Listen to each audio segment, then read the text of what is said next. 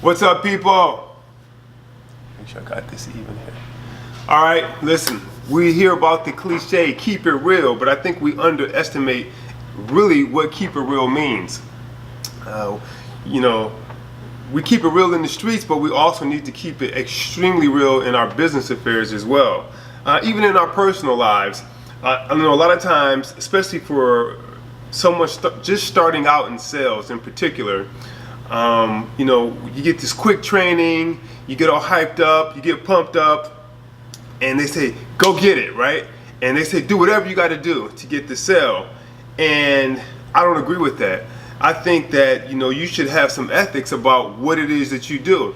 And a lot of people are pushed out there and they're told, again, to do whatever you have to do, say whatever you have to say to get the sale.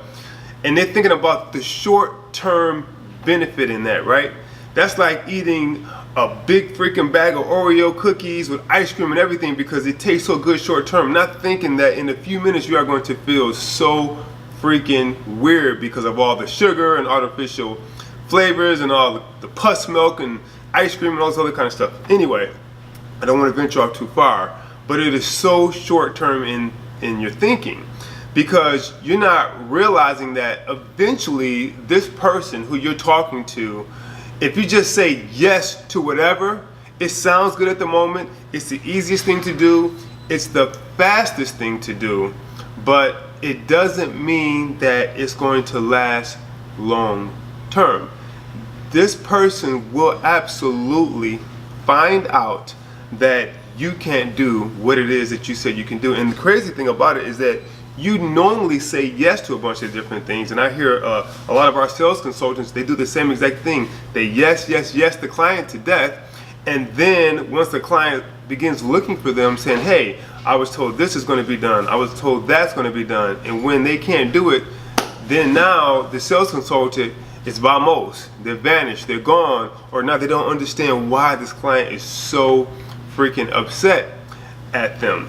And the reason is because they forgot in the heat of the moment, in the height of the emotions, they forgot that they yes the person to death, and they just said whatever felt good, whatever sounded good, and whatever they thought that the client needed to hear in order to sign the paperwork or sell the webinar or whatever it is. And again, it's not long-term thinking, right? So think about an example. Let's say you're meeting a significant other or a potential partner on the street, right? I don't know, you're at a restaurant, a club, a grocery store. That's the best place, right? The grocery store. And you really hype yourself up to the point where you can't even believe what it is that you're saying, right? I mean, it sounds good, it feels good, and it feels good to the other person. And boom, you get exactly what it is that you want, whatever that is, right? If it's a guy, we know what that is. If it's a woman, hey, we know what that is. And you get whatever it is you want. And maybe both people could also be gassing up one another. Who knows, right? But you say or you do whatever it is at that moment, thinking about the short-term benefit of whatever it is you want, right? And then after the magic disappears, right? It's gone. Then the real you is left over, right? And once the real you is left over, the facade begins to fade, right? Begins to fade away, right? Your representative is no longer around. Now it's just you there, and it's really hard to maintain a false you. So what happens? You have disappointment, you have arguments, you have people dodging one another, right? And you can never again be in the company of that person or the presence of that person and stand on 2 feet with your head held high as a trustworthy, honest person. Of course, you can correct it at some point, but they will never again trust you the same unless it takes years and years and years sometimes. If your first impression has been that of a lie, once the person finds out that it is a lie, it takes years to repair that. So just think, whenever you're around this person again, you can never be this trustworthy person. And anyone that they know who knows you, if they talk to them, think about how negative news spreads, right? Okay, so you think about that also, even in terms of business, right? what do you think people say? People don't, I mean, the internet is a big place, but word travels super freaking fast. Of course, we all make mistakes. You know, nobody's product or service is perfect, but you know, word travels fast. So your reputation sort of precedes you. That's a true saying. After a while, your reputation precedes you.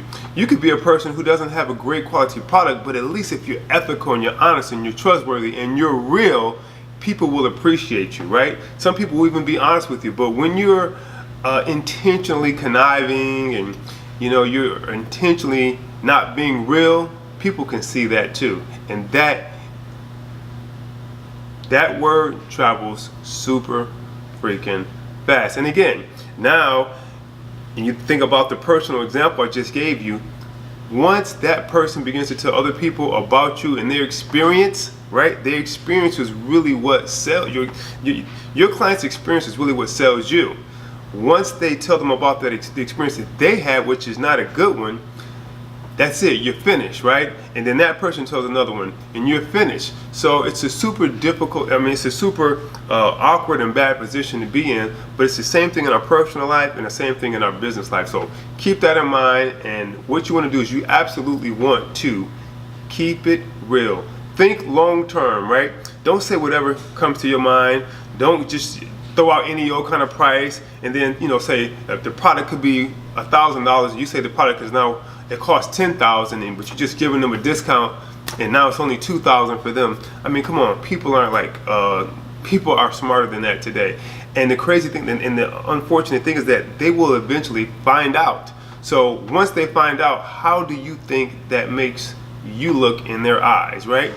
And unless you don't care, unless you have just so many clients it doesn't matter to you, I would absolutely take my time, and if I know I can't do something, at least I would tell them, listen, I'm not sure if I can do this, but I will absolutely try to get it done for you. If I don't know how, I'll find someone that does. But I won't just say yes, yes, yes, yes, yes, yes, yes, yes, because it will come back to bite you in the butt. I see it happen all the time. I try to get in there, I try to resolve that issue for people, but I'm telling you, your name is mud, right? Once you begin doing that, there's almost nothing you can do to resolve the issue, and even once you do resolve it, they still feel like, you know what, you owed me that anyway. So again, think long term. You can do something for the short term, but you can also do something to keep the person in your life, or you as the go-to person, their special confidant or a special consultant or specialized consultant, the expert, right? The expert. Think of it like you want to be the long-term expert. The long-term expert for this person or this client. All right, be real.